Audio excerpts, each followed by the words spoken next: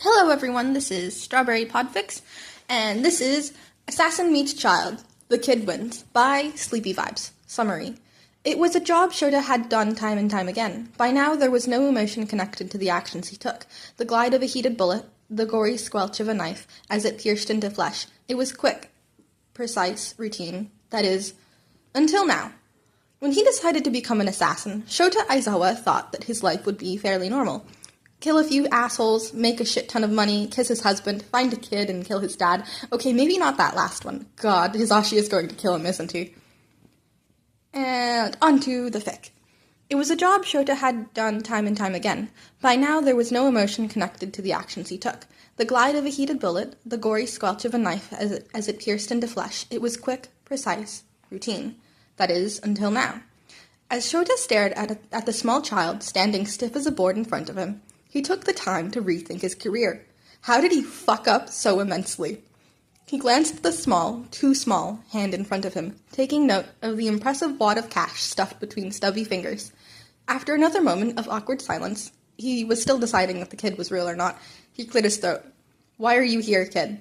How the hell did the kid even find this place? It was a dingy little apartment he called a safe house, hidden in the corner of a city that was probably going to be demolished. He called it smart. Hizashi said it was depressing. Now, back to the matter at hand, why was there a kid at his door? At the acknowledgement, the kid's shoulders dropped a fraction of an inch, breathing a little deeper. Their tiny face scrunched up with determination as they looked up at the gruff man. "I need you to kill my dad, please." The kid's voice was young and high, but firm, wavering only slightly as they spoke. He looked the kid over once more. They looked tiny, maybe 6 or 7 at the oldest. They were skinny and bruised, probably malnourished, in dirty clothes 2 sizes too big. They had long green hair matted to the back of their neck.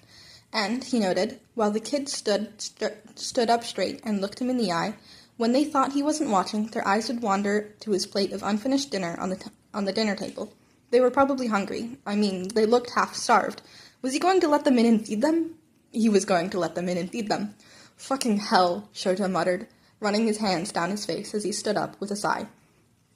His back cracked as he moved, leaving the young kid, boy, girl, he couldn't really tell, in the doorway. "Come in if you want, just leave your shoes by the door." Was the kid even wearing shoes? He should have checked. Fuck, it's not like the carpet was getting any cleaner. Did he leave his knives out? Again, why the fuck was there a kid at his door? He lumbered to the kitchen as the door to his apartment creaked closed, and he heard tiny feet stepping hastily inside. Cursing, he looked at his near-empty fridge. Shit, hope the kid likes eggs. Pausing in his scavenge for food, decent enough to feed a small child, he glanced into the living room to see the kid, he really needs to find something else to call them, standing awkwardly in the middle of the room. "Hey, bathroom's down the hall, first or on the right. Go wash up before you eat." With this, he was met with a confused stare. Sighing, he pulled out a pan and an egg, pointedly setting the pan on the stove. When he turned around and saw the kid still shuffling confusedly, he stifled a groan. "I'm making you lunch. Go clean up." Slowly, the kid nodded their head and scampered to the bathroom. By the time the kid got back, face clean and hands washed, the food was warm and plated. They eyed Shouta, the man very pointedly pretending not to notice, who was sitting on the other end of the table eating his previously unattended food. They climbed onto the chair quietly, without addressing him. They didn't touch the food either, just stared at him with big green eyes. "You can eat it, kid. It's for you." At that, apart from a quiet thank you, the kid dug in, shoveling food in their mouths as if it was going to be taken away at any second. He had half a mind to tell them to slow down, but he thought better of it, not wanting to scare the kid. God knows his face does that enough. They sat in moderate silence. They sat in moderate silence, sounds of chewing muffled by the television quietly recounting the news. After a few minutes, he pushed his plate aside and waited until the kid cleared their plate. When they did, he decided to figure out why the hell this kid decided it would be a good idea to find him, an assassin of all people. "Do you know who I am? What I do?"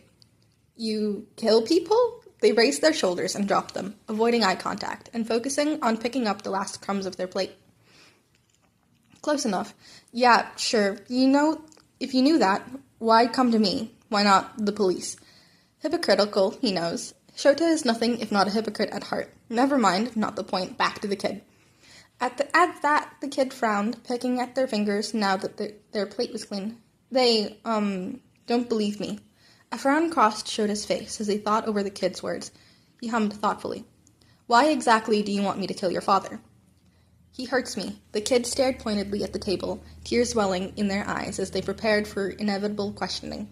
Too bad Shouta wasn't going to ask. That was a good fucking reason if Shouta ever heard one. He just nodded. All right, sounds good, kid. He'll be dead by Friday. Did he think that through at all? Absolutely not. In fact, he can hear Yamada rolling his eyes at him from here, but sue him. He's had a long week, and beating the shit out of an abusive fucker seems like the perfect stress relief. God knows he wished he could do the same thing to his dad. The kid blinked at him in shock, tears practically evaporating. Wait, really? Don't you need, contract? Or my name? Aren't you going to ask questions? Shouta snorted. No, besides, I think it would be better for us both if I didn't know your name. Shouta got up and stretched, joints popping. God, I'm old, and trudged over to his desk, grabbing a crumbled up receipt and a pen. He heard the squeak of a chair and the pitter-patter of tiny feet following behind him. You got a mom, kid? The kid nodded, practically bouncing on his heels. Whether it was anxiety or excitement, Shouta didn't know. Yeah, her name is... Shouta shoved the receipt in the kid's face, cutting them off. No names. Give your mom this. Tell her to call when she's safe, and I'll get the information I need. If she can't call, find a phone booth or get an old person to let you borrow their phone. I'll take care of it. The kid looked down at the scrawled phone number in awe, eyes twinkling. So cool, they mumbled. What was that? Nothing. Thank you, Mr. Eraserhead. Shouta nodded his head in acknowledgement. Oh, and about payment. I have enough. I saved up and everything. Shouta blinked as the kid grabbed the bundle of cash out of their pocket once more, holding it up to him. Kid, I'm not going to take your money. He was a criminal, not a monster. He just had a moral code. He wasn't soft, not at all. Besides, if Hizashi found out he took money from a literal child, he would be on the couch for weeks. At that, the kid teared up again, looking up at him wide-eyed. You're not going to do it? When did I say... Kid, Shouta sighed, kneeling down so that he was on the kid's level. I just don't take money from kids, okay? I'm still going to kill your father. That was a sentence he never imagined saying. The kid sniffled before bursting into tears. Shouta mildly panicked. I'm an assassin, for fuck's sake. I don't know how to deal with crying kids. Awkwardly rubbing the kid's back before they threw themselves at him, hugging him with all their might and mumbling thank yous under their breath. Shouta sighed, rubbing the kid's back as their tears slowed. No problem, kid, but you should probably go. You shouldn't be here. The kid nodded, rubbing their eyes as they backed away. They were beaming, eyes still red, but practically bouncing to the door and pulling on their shoes. They grinned at him, stepping out just out of the door and bowing.